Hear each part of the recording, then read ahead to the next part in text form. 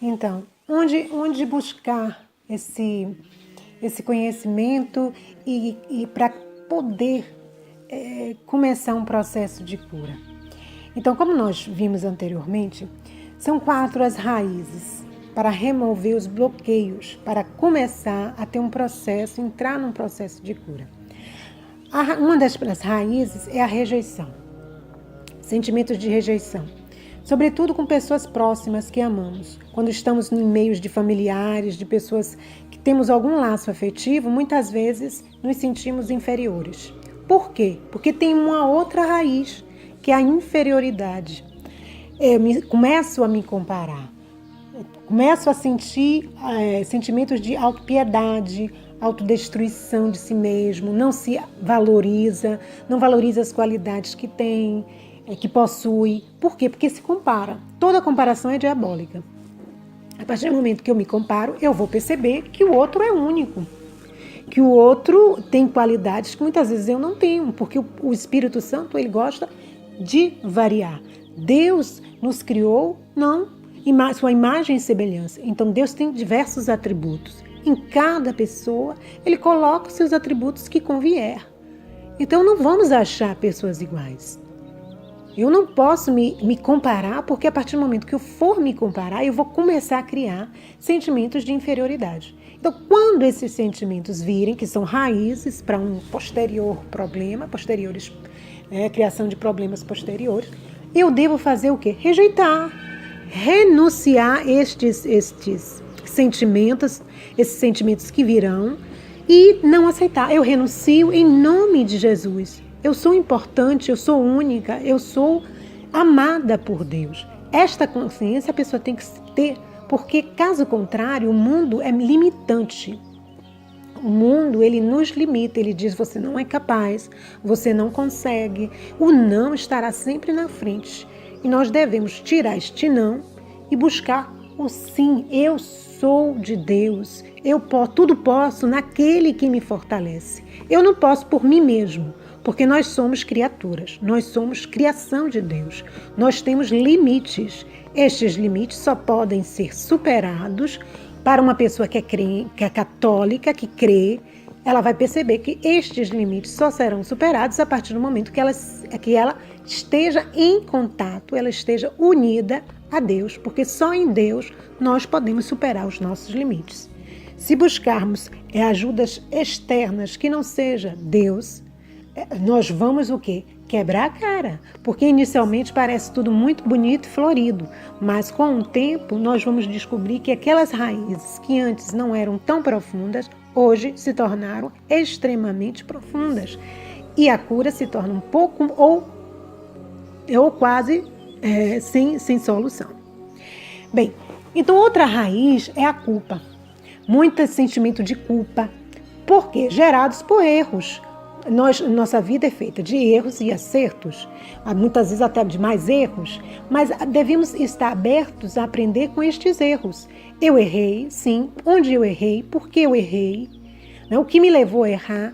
E a partir destas reflexões, buscar acertos. O que é que acontece hoje? Muitas vezes a pessoa erra, mas ela não admite que errou. Ela esconde, ela diz, não foi bem assim. Ou então procura vários culpados. A culpa não está nela. E com isso ela não vai obter o quê? Um crescimento interior. Ela não vai obter um crescimento exterior. Ou seja, ela não vai se desenvolver emocionalmente, sentimentalmente. Por quê? Porque não se reconhece como também limitada, no sentido positivo. Eu tenho possibilidades, mas também eu tenho limites. Até aqui eu vou, depois daqui eu não posso mais. É esta capacidade de se reconhecer importante para Deus, sobretudo, e ser importante para si também, se gostar, se amar, mas saber que tem limites. E na vida, toda ação tem uma reação. Todos os nossos atos, eles vão gerar consequências, sejam elas positivas ou negativas. E devemos estar preparados para assumir as consequências e não escondê-las.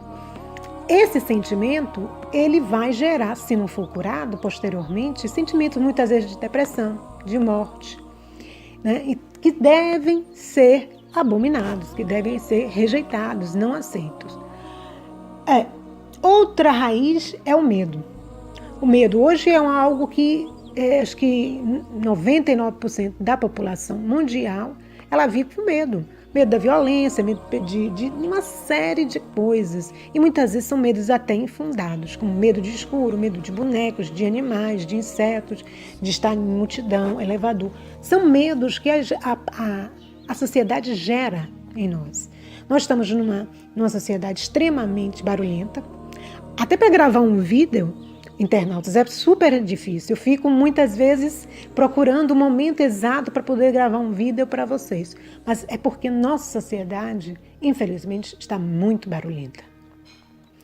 E conseguir um momento de paz, de silêncio, muitas vezes não é fácil. Não é fácil. E é isso que está faltando. Porque esse barulho todo que nós enfrentamos diariamente, o que é que causa? Causa um estresse. Continuamente estamos envoltos em barulhos. O homem não para refletir a sua vida, não para refletir os seus atos, não para se conhecer seus sentimentos, suas emoções, qual o caminho a seguir, o que fazer, a quem buscar, a quem recorrer. No caso aqui, buscar o alto, buscar a Deus, algo superior a você, porque nós não temos nossas capacidades, nossos defeitos, mas chega um ponto que o homem tem que se reconhecer que até ali ele pode, mas depois não pode mais. E é essa incapacidade de reconhecer que existe um Criador que gera tantos medos.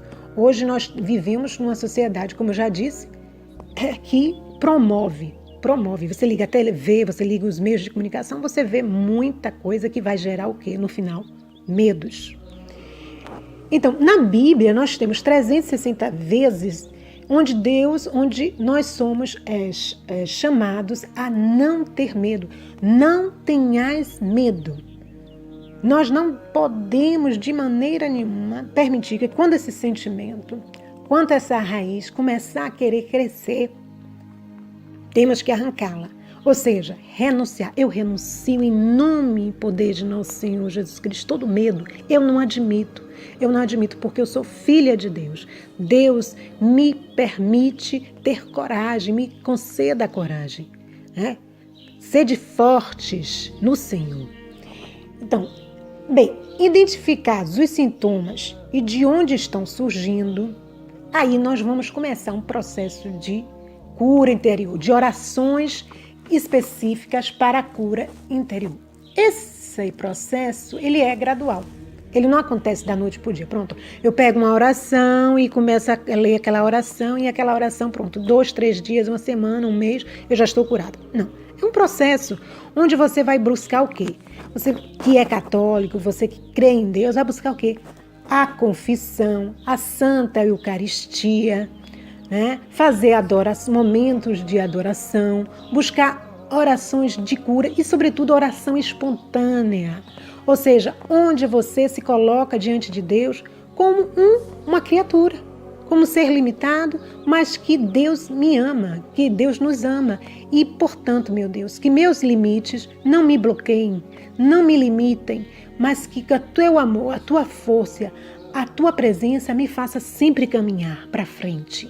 É isso que é a mensagem do Evangelho, é caminhar para frente, olhar o Cristo e caminhar. Se nós pararmos, o que vai acontecer? Água parada, né, se estraga, cria bicho. Nós temos de estar sempre em movimento, mas não é um movimento como a sociedade hoje quer. Esse movimento elétrico, esse movimento muitas vezes sem sentido, buscando e não sabendo aonde vai parar.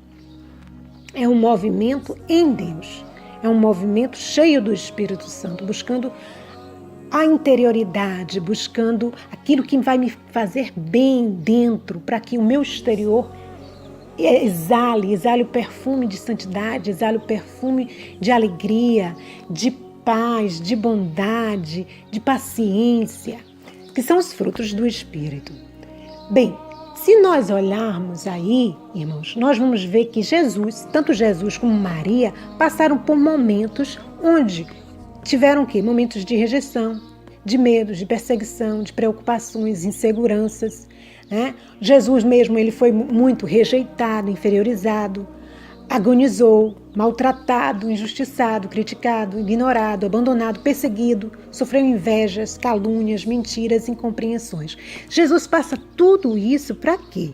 Para nos mostrar que em Deus todas essas coisas podem ser vencidas. Elas não são monstros que vão nos devorar a partir do momento que nós nos colocarmos como seres o que tementes a Deus e que precisamos da coragem que vem do alto. Não é a coragem que vem de mim. Eu tenho uma força. Não tenho uma força nenhuma. A força vem do alto. A vida de Jesus, como ele disse, é um exemplo. E esse exemplo nós devemos seguir de superação. De o quê? De contato constante com o Pai. A oração é esse diálogo constante, permanente com o Pai.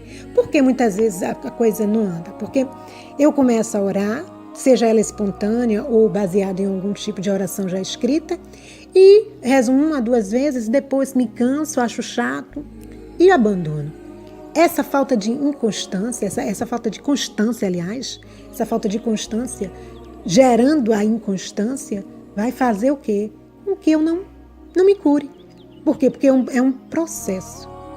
Né? Precisa de tempo, precisa de dedicação, precisa de empenho. Há problemas de possessões diabólicas que tiveram como início um problema emocional. Então, como a gente vê que a emoção ela é importante, ela é primordial e que ela precisa estar curada, ela precisa estar equilibrada. Né? Aí a gente vê, bem, como eu falei anteriormente, a confissão ela é primordial. Tem pessoas que elas se confessam uma vez no ano, como pede a Santa Madre Igreja, pelo menos isso. Mas tem pessoas que já têm anos sem buscar um sacerdote, sem fazer primeiro uma análise dos seus pecados baseados nos 10 mandamentos da lei de Deus. Né? Porque esses 10 mandamentos da lei de Deus, eles falam sobre pecados mortais, que podem levar o pecado mortal. Ele mata a alma, mata a possibilidade de uma salvação. E a partir daí, eu fazendo essa análise da minha vida baseado nos mandamentos, eu vou poder chegar diante de um sacerdote, que é pessoa Cristo, né? É a própria pessoa, ali naquele momento, é o próprio Jesus que me absorve, que me ouve, que me orienta. E a partir daí eu posso fazer uma confissão mais segura, mais baseada no quê? Na verdade, onde eu não vou poder querer esconder, escamotear as coisas, porque eu vou dizer assim, não vou, isso aqui eu falo, isso aqui eu não falo. Então o que é que vai acontecer se você não falar? Você vai criar um processo onde não vai haver a cura. A cura não vai se processar e o sacerdote ele não vai poder adivinhar realmente o que aconteceu na sua vida. A confissão ela tem que ser, vamos dizer assim, prática. Você faz uma lista, eu pequei, quais foram os meus pecados, foram esses, mentira, calúnia, difamação, e aí você vai botando os seus pecados que você fez, como se fosse uma lista, a fim de que seja prática a confissão. Sem isso fica difícil, né? E o sigilo da confissão, ele é